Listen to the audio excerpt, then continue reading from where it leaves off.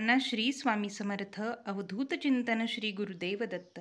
तर श्रावण महिना चालू होत आहे आणि या श्रावण महिन्याच्या दर सोमवारची पूजा कशी करायची, सेवा काय करायचा, अभिषेक कसा करायचा, तर याचा व्हिडिओ मी अपलोड केलेला आहे. तर 41 दिवसांची रुद्र अभिषेकाची सेवा आज तुमच्या सर्वांसोबत शेअर करणार आहे. तर हा रुद्र अभिषेक जो आहे तो भगवान शिवांची अतिशय उच्च कोटीची सेवा आहे. तर ज्यांनी गुरुचरित्र पारायण केलेलं आहे त्या सर्वांना रुद्र पाठाचं किंवा रुद्र अभिषेकाचं महत्त्व वेगळं सांगण्याची गरज नाही. तर हे रुद्र अभिषेक आहे ते श्रावण महिन्यात तुम्ही कधीही करू शकता, दररोज करू शकता, किंवा ज्यांना खूप त्रास आहे, अडचण आहे, अशांनी 41 दिवसांची ही संकल्पयुक्त सेवा करू शकता. आता सेवा का करायची पहिलं तर सांगते. तुमच्या आयुष्यात अनेक अडचणी असतात. कुणाच्या घरी पैसा आहे तर शांतता नाही, कुणाच्या घरी व्यसनाधीन झालेली किंवा मुलांचं वडिलांचं पटत नाही, दारू पिणारी, नवरा बायकोंचं पटत नाही, नवरा नांदवत नाही, संतती होत नाही, अशा एक ना अनेक समस्या असतील, किंवा कर्जबाजारीपणा आलेला असेल, तर ही सेवा करून पहा. खूप सुंदर सेवा आहे. केंद्रामध्ये सामूहिक सेवा ही केली जाते. आता महाराजांच्या आशीर्वादाने सगळ्यांचं चांगलं असावं आणि ज्यांचं चांगलं आहे त्यांना संकल्पयुक्त सेवा करण्याची गरज नाही, त्यांनी सामूहिक सेवेमध्ये भाग घ्या. आता ज्यांना संकल्पयुक्त सेवा करायची आहे त्यांनी पहिल्या दिवशी संकल्प सोडायचा. तुम्ही श्रावण महिन्यात कोणत्याही दिवसापासून या सेवेला सुरुवात करू शकता. उद्या श्रावणातील पहिला सोमवार आहे. तर ही सेवा आजारी व्यक्तीसाठी तर अतिशय प्रभावी आहे. 41 दिवस हे तीर्थ जे आपण रुद्रपाठ करणार आहोत याचं तीर्थ 41 दिवस जर त्या पुढच्या रोगी व्यक्तीला दिलं तर 41 दिवस पूर्ण होण्याआधी तो व्यक्ती चांगला होतो. त्यानंतर कर्जबाजारीपणा ज्यांना आलेला आहे, घरात सतत वादविवाद आहेत, वास्तुदोष आहे, संततीचा त्रास आहे, पितरांच्या त्रासातून सुद्धा मुक्ती मिळते जेव्हा आपण महादेवांची सेवा करतो. तर ही सेवा वेळ लागतो या सेवेला. तर सेवा ही तुम्ही कधी करू शकता, तर सकाळी पहाटे उठून करू शकता किंवा प्रदोष काळात करू शकता. तर ही सेवा अतिशय प्रभावी आहे. आता 41 दिवस सेवा करताना सेवेची वेळ ही एकच असावी. त्यासाठी तुमच्याकडे गळती असणं अतिशय महत्त्वाचं आहे. तर ही गळती अशी बघा तुम्हाला दुकानात मिळून जाईल. तर ही गळतीचा फायदा काय आहे, तर तुम्हाला चमच्यानं असं पाणी पिंडीवरती वाहावं लागत नाही. तुमच्याकडे महादेवांची अशी पिंड असावी ज्याच्यावरती नाग नंदी नसावा, कारण आपण फक्त महादेवांची सेवा आपल्याकडून करायची आहे आणि घरात अशीच पिंड असावी. याला पारद शिवलिंग असं म्हणतात. तर ही सेवा करताना चमच्याने पाणी घालण्याला वेळ जातो आणि आपल्याला वाचनही करावं लागतं. वाचनाला खूप वेळ जातो, 2 तास तरी जातात. तर ही सेवा करताना कोणीही सेवाही करू शकतं, घरातील स्त्री पुरुष कुणीही करू शकतं. तर सेवेला सुरुवात करायची आहे आपल्याला आता. तर सेवा काय आहे ते मी तुम्हाला सांगते. तर आता हे आपण जलाभिषेक जेव्हा चालू करणार तेव्हा हे पात्र आहे, या पात्रातलं पाणी जे अभिषेकाचं तीर्थ तयार होईल ते कुटुंबातील प्रत्येक व्यक्तीनं घ्यायचं व राहिलेलं तीर्थ आहे ते तुळस सोडून तुम्ही कोणत्याही वृक्षाला घालायचं आहे. तर ही सेवा तुम्ही दररोज सुद्धा करू शकता. संपूर्ण श्रावण महिना किंवा 41 दिवस सेवा करा. आता संकल्प ज्यांना करायचा आहे त्यांनी उजव्या हातात थोडंसं पळीभर पाणी घ्यायचं, अक्षदा घ्यायच्या, एक फूल घ्यायचं, तुमचं संपूर्ण नाव उच्चारायचं आणि तुम्ही का सेवा करताय हे सांगायचं. आता सेवेला सुरुवात करण्यापूर्वी महाराजांना मुजरा करून सेवेला बसायचं व त्यानंतर एक माळ श्री स्वामी समर्थ या मंत्राचा जप करायचा व एकदा स्वामी स्तवन म्हणायचं आहे. आपल्या नित्यसेवेच्या पुस्तकात जे सांगणार आहे ते स्तोत्र मंत्र संपूर्ण आहेत. तर स्वामी स्तवन वाचायचं. श्री गणेशाय नमः, श्री सरस्वते नमः, श्री गुरुभ्यो नमः, श्री कुलदेवताय नमः, श्री अक्कलकोट निवासी पूर्णतत्तावतार दिगंबर यतिवरी स्वामी राजाय नमः. ब्रह्मानंदं परमसुखदं केवलं ज्ञानमूर्ति द्वंद्वातीतं गगनसदृशं तत्त्वमस्यादिलक्ष्यम् एकं नित्यं विमलमचलं सर्वधी साक्षीभूतं भावातीतं त्रिगुणरहितं सद्गुरुतं नमामि.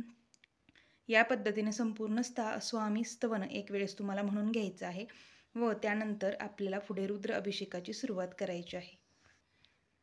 त्यानंतर आपल्याला आपल्या नित्यसेवेच्या पुस्तकात पान नंबर 61 वर शिवमहिम्न स्तोत्र आहे, तर ते वाचन करायचं आहे. ते संस्कृत प्राकृत दोन्ही आहे. तर हे शिवमहिम्न स्तोत्र वाचायचं आहे एक वेळेस.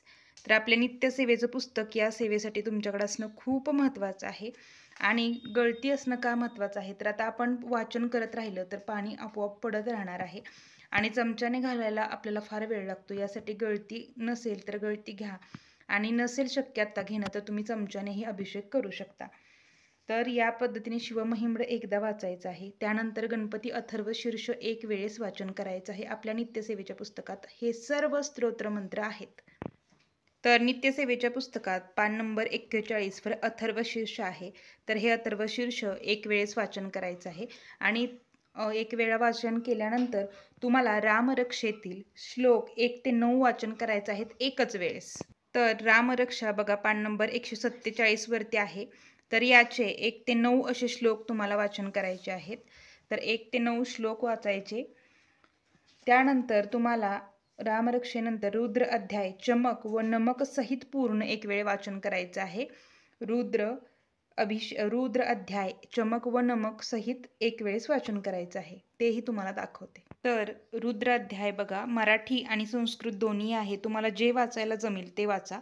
68 पान नंबरवरती हे चालू होतं आणि यात नमक चमक विभाग सर्व काही दिलेला आहे नित्यपुस्तकात.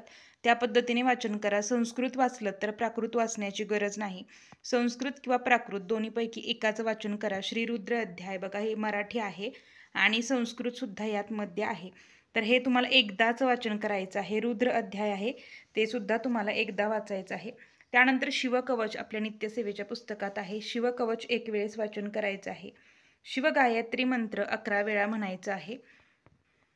ओम तत्पुरुषाय विद्महे महादेवाय धीमहि तन्नो रुद्र प्रचोदयात. तर हा मंत्र आहे तो 11 वेळेस तुम्हाला म्हणायचा आहे. त्यानंतर महामृत्युंजय मंत्र पान नंबर 36 वर दोन्ही दिलेले आहे, वेदोक्त आणि पंचप्रणवयुक्त. आधी वेदोक्त 11 वेळा म्हणायचा. ओम त्र्यंबकम यजामहे सुगंधिम पुष्टिवर्धनम उर्वारुक्मिव बंधनान मृत्युर्मोक्षी यमामृतात. तर हा वेदोक्त आहे, हा 11 वेळा म्हणायचा. व महामृत्युंजय मंत्र पंचप्रणवयुक्त हा आपल्याला 11 वेळा म्हणायचा आहे. नित्यसेवेच्या पुस्तकात हे सर्व मंत्रस्तोत्र आहेत. त्यानंतर तुम्हाला अमृत संजीवनी मंत्र म्हणायचा आहे 11 वेळा. संजीवनी मंत्र म्हणायचा आहे 11 वेळा. तर अमृत संजीवनी मंत्र वरती दिलेला आहे तो 11 वेळा म्हणायचा आहे व संजीवनी मंत्र तुम्हाला 11 वेळा म्हणायचा आहे. व त्यानंतर कालभैरवष्टक 1 वेळा म्हणायचा आहे. ओम देवराज्य सेव्यमान पावनाघ्रिपंकजं व्यालयज्ञसूत्रबिन्दुशेखरं कृपाकरं नारदादियोगिवृन्दवन्दितं दिगंबरं काशिकापुराधिनाथ कालभैरवं भजे. हे एक वेळेस पठण करायचं. 109 पान नंबरवरती आहे नित्यसेवेच्या पुस्तकात. तर हे सर्व वाचन तुमचं चालू असताना अभिषेक पात्र तुमचं भरत येईल. त्यामुळे तुम्हाला हे अभिषेक पात्र मोठं घ्यायचं आहे. मी तुम्हाला दाखवण्यासाठी कोणतेही मंत्रस्तोत्र म्हणले नाहीत, फक्त त्यांची नावे सांगितली कारण की व्हिडिओ फार मोठा होईल. तर या पद्धतीने तुम्हाला सर्व मंत्रस्तोत्र ओळीने म्हणायचे आहेत. मी डिस्क्रिप्शन बॉक्समध्ये किंवा स्क्रीनवर तुम्हाला हे मंत्र सर्व सांगेन, पुन्हा एकदा लिहून देईन. तर या पद्धतीने म्हणायचं आहे. अभिषेक झाल्यानंतर महादेवांची पिंड तुम्ही आपल्या जागेत देवाला ठेवा. त्यांच्यावरती 108 बेलपत्र वाहून एक शिव अष्टोत्तर नामावली आपल्या नित्यसेवेच्या पुस्तकात आहे, तर ती म्हणायची आहे. त्यानंतर गळती काढून घ्यायची आहे. जागेवर शिवपिंड ठेवल्यानंतर शिव अष्टोत्तर नामावली तुम्हाला म्हणायची आहे.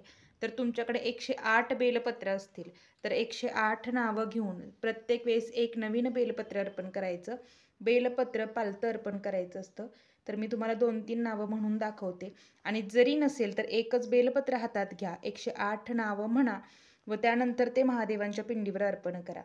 तर ओम शिवाय नमः, ओम शंभवे नमः, ओम शशिशेखराय नमः, ओम विरूपाक्षाय नमः, ओम नीललोहिताय नमः, ओम शूलपानये नमः.